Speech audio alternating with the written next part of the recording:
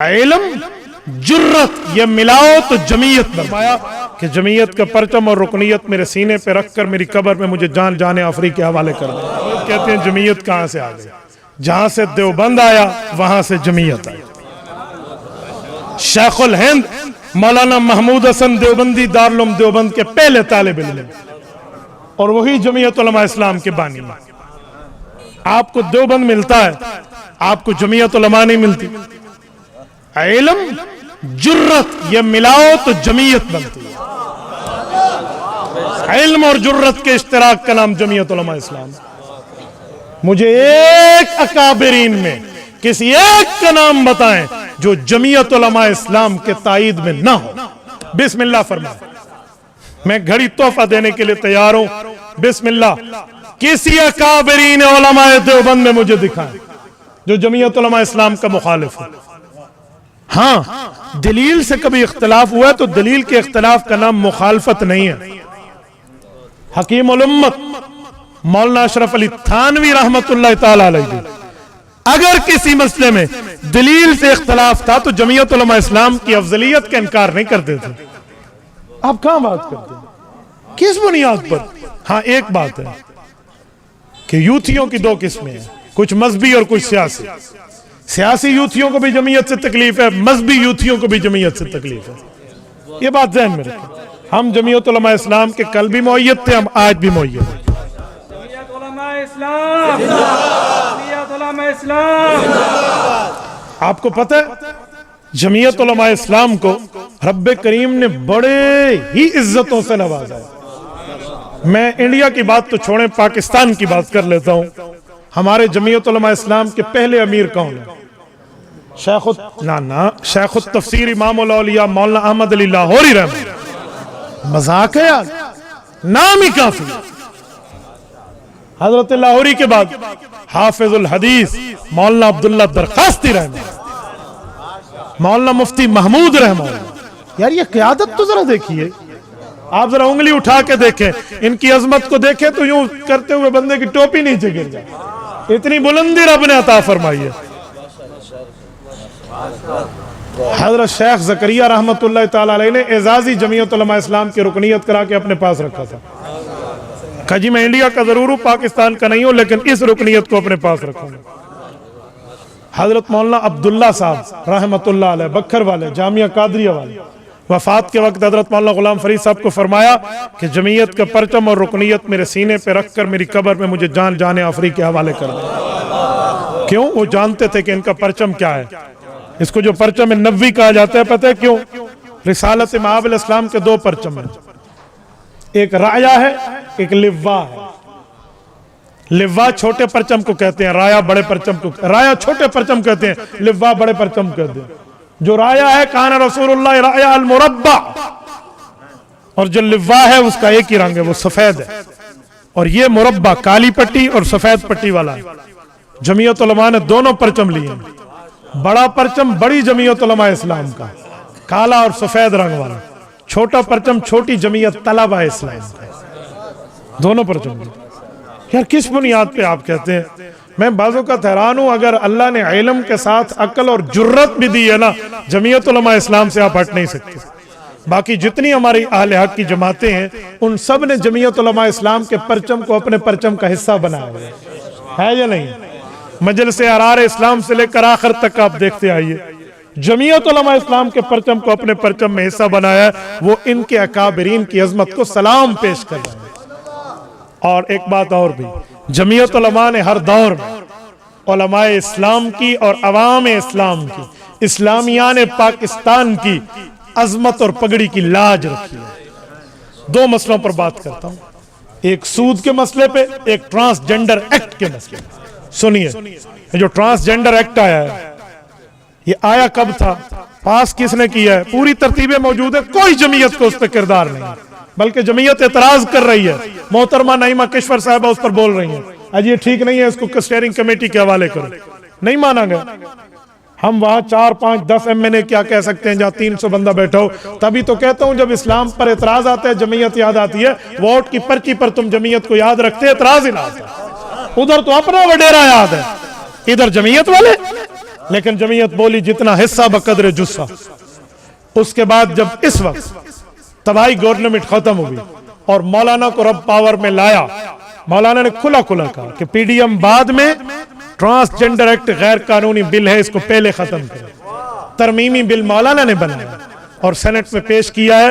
جمعہ 8 دن کی بات ہے. انشاءاللہ اس 2 نمبر بل کو ہم پاؤں کی ٹھوکر سے ایسے اڑائیں گے جیسے فٹ بال کو کک ماری جاتی ہے. کوئی بات کرتے ہو یار؟ یہ جمعیت نے کی. کوئی اور ایک جماعت دکھائیں جو ٹرانسجنڈر ایکٹ غیر اسلامی پر بولے. باقیوں کو تو اپنی سیاست کی پڑی ہوئی ہے. جب ہم ہوتے تھے مارچ میں, مہنگائی مارچ میں, لوگ کہتے تھے او مہنگائی مارچ کر رہے ہو, یہ جو اب کر رہے ہیں یہ امام کعبہ کی سیٹ لینے کے لیے کر رہے ہیں. ان سے کوئی نہیں پوچھتا. ہمیں کہتے تھے کرسی کا چکر ہے, تو آپ کو میز کا چکر ہے. پوری بات کریں. لیکن پاور اسلام کے لیے چاہیے. نمبر 2, جب سے ملک پاکستان سلطنت خداداد وطن عزیز, اللہ ہمارے ملک کی حفاظت فرمائے, حفاظت کرنے والوں کی گھر بار کی اللہ حفاظت فرمائے. ہمارا ملک بنا ہے سود کے خلاف. اب فیصلہ جب عدالت نے دیا ہے, 1973 کے آئین میں ہم سے وعدہ تھا کہ 10 سال بعد سود ختم, 83 میں ختم ہو جانا چاہیے تھا, نہیں ہوا. لیکن جب عدالت نے فیصلہ دیا, حکومت اس کے خلاف اپیلوں میں اپنے بینک والے گئے ہیں. مولانا نے شیخ الاسلام مفتی تقی عثمانی دامت برکاتہم کی ملاقات مولانا فضل الرحمان نے شہباز شریف وزیر اعظم سے کرائی ہے. انہوں نے کھلا کہا کہ سود ہمیں قبول نہیں ہے. جب عدالت کہہ چکی ہے اس کے بعد آپ ریویو پٹیشن میں گئے, یہ ہمیں قبول نہیں. انہوں نے کہا جی کچھ دن دے دیں, وزارت خزانہ کے ساتھ میٹنگ میں آپ بیٹھ جائیں.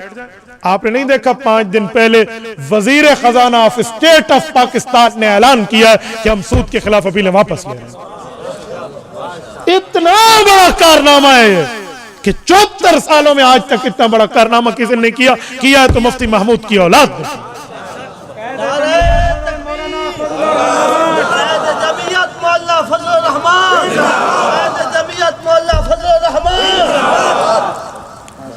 تو یہ انشاءاللہ جب تک جمعیت رہے گی حفاظت رہے گی. میں ایک اور سوال کا بھی جواب دے دوں, یہ ابھی آ بھی گیا اور دوستوں نے بھی پوچھا تھا.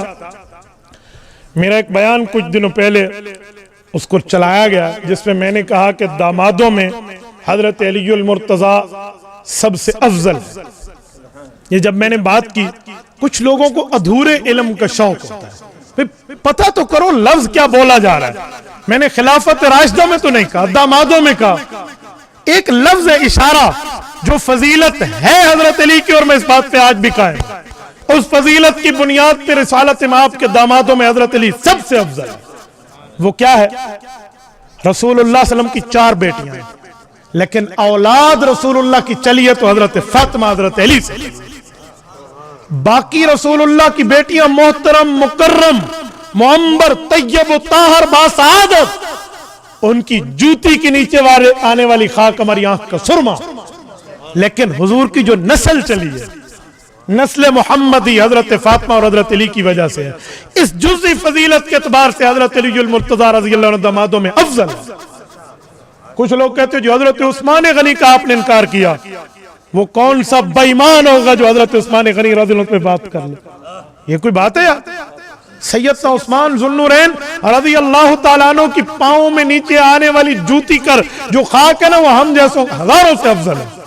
حضرت عثمان یار جس کے لیے قرآن کریم کیا کیا مقام دیتے ہیں, اتنی بات سوچ لی جائے.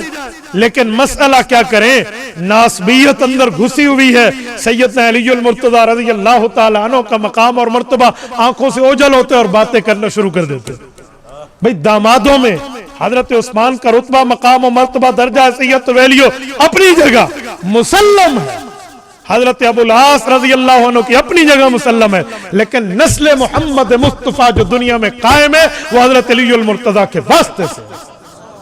خلافت کی ترتیب میں کون کہتا ہے کہ حضرت عثمان افضل نہیں حضرت علی سے؟ ترتیب خلافت میں ابو بکر پہلے, عمر دوسرے, عثمان تیسرے, علی چوتھے. ہم اسی کو سمجھانے کے لیے تو کہتے ہیں کہ حروف تہجی میں تم بات کرتے ہو, الف تا یا, الف با تا سا یہ تک بولتے ہو. الف سے شروع ہوتا ہے, یا پہ ختم ہوتا ہے. ابو بکر بھی الف سے شروع ہوتا ہے, علی پی یا پہ ختم ہوتا ہے. یہ حروف تہجی میں سب نسبت بند ہے. حضرت ابو بکر کا اصل نام عبداللہ ہے, عبداللہ عین سے آتا ہے, عمر عین سے آتا ہے, عثمان عین سے آتا ہے, علی عین سے آتا ہے. ان جوڑوں پر کون بات کرے گا؟ حضرت عثمان کی عظمت کو چار چاند اور سلام عقیدت، لیکن نسل محمد مصطفیٰ حضرت فاطمہ سے چلی ہے، کیونکہ حضرت فاطمہ کا لقب زہرا ہے، زہرا پھول کو کہتے ہیں اور پھول سے خوشبو بکھرتی ہے، ان سے نسل محمد ہی بکھری ہے دنیا میں، اس لیے دامادوں میں یہ افضل ہے۔ تو اس جزوی فضیلت جزاک اللہ، حضرت علی المرتضی رضی اللہ تعالیٰ عنہ کی اتنی افضلیت ہے تو اس کو برداشت کر لیں، اسے علماء کی زبان میں فضیلت جزوی کہتے ہیں۔ رہی حضرت اما عائشہ رضی اللہ عنہ کی بات، بزرگوں نے بہت اچھا کیا مجھے یاد دلایا، میں اس پر بھی ایک بات کر دوں۔ حضرت اما عائشہ والدہ ہیں، سیدہ فاطمہ الزہرا رضی اللہ تعالیٰ عنہ رسول اللہ کی بیٹی ہیں۔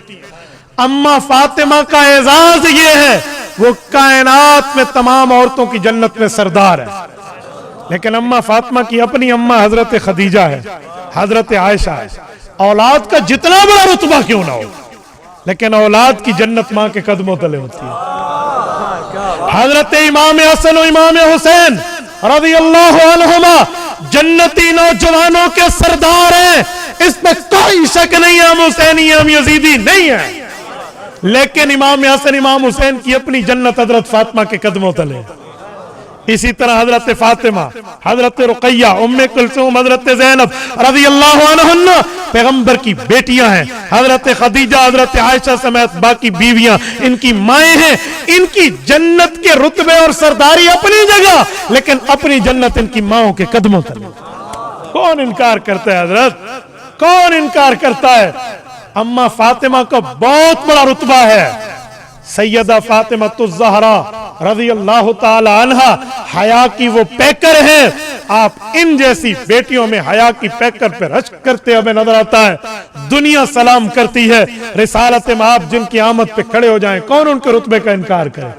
لیکن یہ بات طے ہے، اگر بیوی خاوند کا ہاتھ پکڑ کے جنت جائے گی تو سیدہ فاطمہ الزہرا رضی اللہ عنہ کا بڑا رتبہ مقام و درجہ، لیکن حضرت علی کا ہاتھ پکڑ کے جنت جائیں گے، اما عائشہ نبی کا ہاتھ پکڑ کے جنت جائے گی۔